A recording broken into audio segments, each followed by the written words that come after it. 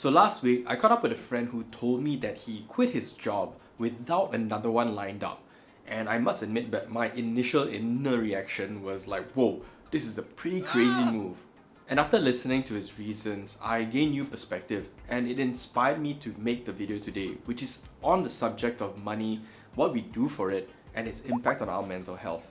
So look, I'm just a guy on YouTube who talks about money and personal finance. I'm clearly not a medical expert. So everything I'm saying here is really all from my own personal experience. My hope is that you can get some useful perspective and maybe a few tricks so that you can manage your own pursuit of financial independence without burning out. I start by covering the sources of stress because I believe that identifying it is almost like half the battle. And then of course, I'll give you the strategies that I personally used and hopefully it'll be useful for you as well. Hey guys, it's Sunmin and welcome back to Your Money Game, the show where we'll save, invest and feel better about money. Upon reflection, I found that there are three major sources of stress that's related to money and the pursuit of it.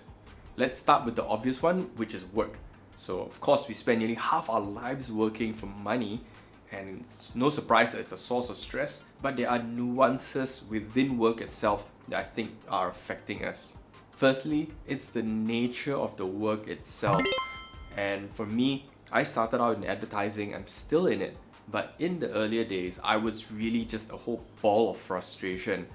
When I was looking at the work I was doing, I was seeing it really from a very superficial level. And because of that, I just felt so much frustration that whatever I was doing was just completely meaningless. The next one we can all likely relate to, which is the conditions of the work itself. Whether it's crazy clients, crazy colleagues, crazy workloads and deadlines, that seems to be normal for quite a lot of us. But I think it's important for us to really distinguish the differences between the conditions of work as well as the nature of it. Because if you are surrounded by bad conditions, it's very easy to be completely overwhelmed and misinterpret that as like, oh my god, I really hate what I'm doing. The final one is my self-worth, which was tied to the job I had. So back in 2008, I actually made a move to Australia, which was a failed move because it was during the height of the financial crisis. I was applying for jobs left, right and center, hundreds of applications, went to multiple interviews, but nothing really happened. And I was lucky because I managed to get a gig as a barista. But as you can imagine, going from a career that was kind of up and rising, cutting that short, becoming a barista working on minimum wage with reduced hours as well, that caused a whole lot of stress. Now, I did not hate being a barista. In fact, I really enjoyed it and I found it so much fun. And I am not shitting on anybody who is doing that kind of work. It is just clearly a sign for myself then that I was attaching a lot of my self-worth to status and work. The next sources of stress were my side hustles, my side businesses, and my investing. Now, all these three things have something in common, which are targets that I've set for myself and I'm pushing myself to accomplish them. For my e-commerce business then, it was daily sales numbers. For investments in trading, it was really just what are the benchmarks that I'm hitting. And for a YouTube channel like this, it's views, it's likes, it's subscribers, so there's always something to gun for. As the saying goes, we can be our own worst critic because when we set all these targets for ourselves, how we perceive these targets, what meaning we attach to them, really can affect how we feel about ourselves whenever we're pursuing them. The last major source of stress is my peers around me. Now, I'm grateful that I'm a relatively simple guy, that I don't have a lot of comparisons with friends that are living certain lifestyles that I really want. However, thanks to the life adventures that I had making that failed move to Australia, which burned up 6 months of my life, and I was running that personal business of mine, which was about 3 years. I'm ashamed to say that sometimes when I look upon my peers or even my juniors back then who have surpassed me or gone on to accomplish really great corporate milestones, I really do start to question myself. The feelings of regret of making certain moves or not making certain moves, and sometimes I even get to the point where I'm questioning my own confidence in what I'm doing. Now, before I go on into the strategies, if you are getting value out of a video like this, I would really appreciate your support, because when you do click on that like, subscribe or maybe that bell button, it really helps a video like this reach out to more people. Thanks. So let's talk solutions. I've got one formula and 5 strategies for you to consider. Think of the formula as this master solution that if you understand and you agree with it, you can begin to create your own solutions quite easily. And it's inspired by Tony Robbins. He says that happiness is when your internal blueprint matches with whatever's happening externally. And it's because we all have our own internal beliefs, expectations, and logic that somehow make up this internal blueprint of how we see the world or how we believe the world should be. If this blueprint in your head matches what's going on externally in your life, the odds are it's easier for you to become happier. The master formula is great because if you understand it, it's actually a very flexible tool because it's just like learning how to cook. The better a cook you become, the less you actually rely on rigid recipes and you're able to produce a dish just because you know how things work. Now, of course, working with that formula takes time, so I want to give you 5 much more practical strategies that I use. An easy start is to just look around your environment and try and remove yourself from sources of stress. An example for me is I used to be really much more obsessed with YouTube metrics, and I realized that by looking at all those numbers, I was really causing a lot of stress to myself that wasn't really necessary.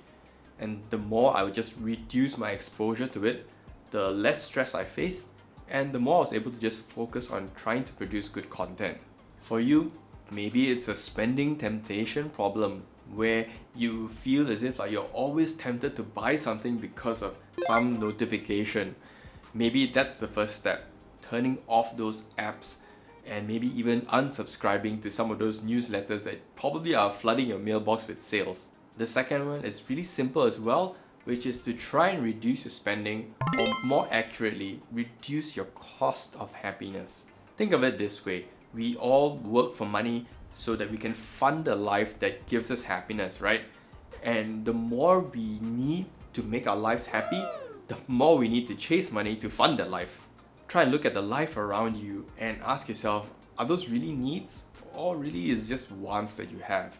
The point is, if you're able to find happiness with less, the less beholden you are going to be to money and chasing after more of it. The next strategy is to reorient your goals around processes instead of hard targets.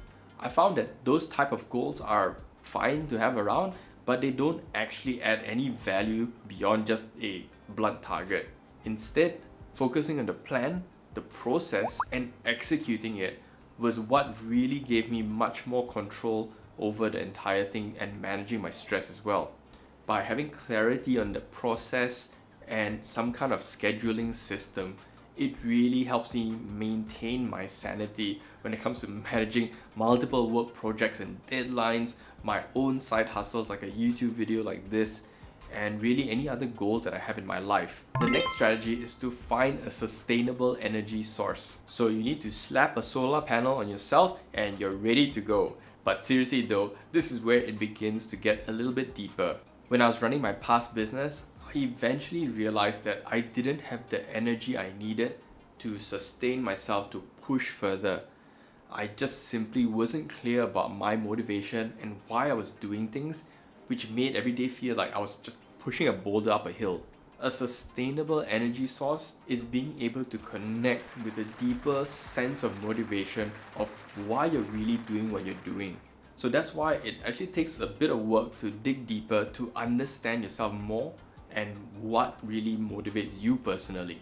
My final tip is to gain perspective and build gratitude.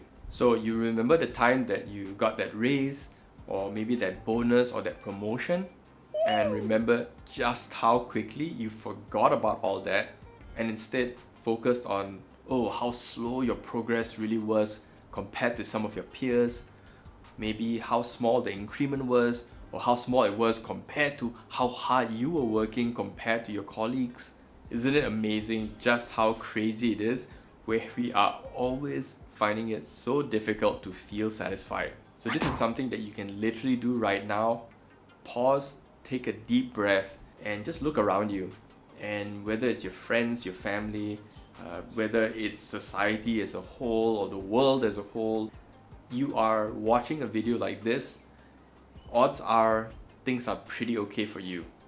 If you can, connect to that sense of gratitude and really feel it, because yeah, odds are things are okay for you, it's okay for me, and we just really need to nurture that sense of thankfulness that life is pretty okay for us and we can continue to progress even further. Now, this is something that I always tell myself to do regularly, but to be honest, I always forget. But when I do remember and I do it, it really does help keep me grounded. What about you? Do you have any tricks or strategies that you use to manage stress when it comes to, I don't know, pursuing more money? Or have you even said no to money outright because you wanted to protect your own mental health? So I would really appreciate your share, and you can leave it in the comments below. So thanks for watching, guys. If you got value out of this, I would appreciate your support in clicking that like, sub, and bell button, because I'll be back again next Sunday with a brand new video. And until then, you take care and keep playing your own game.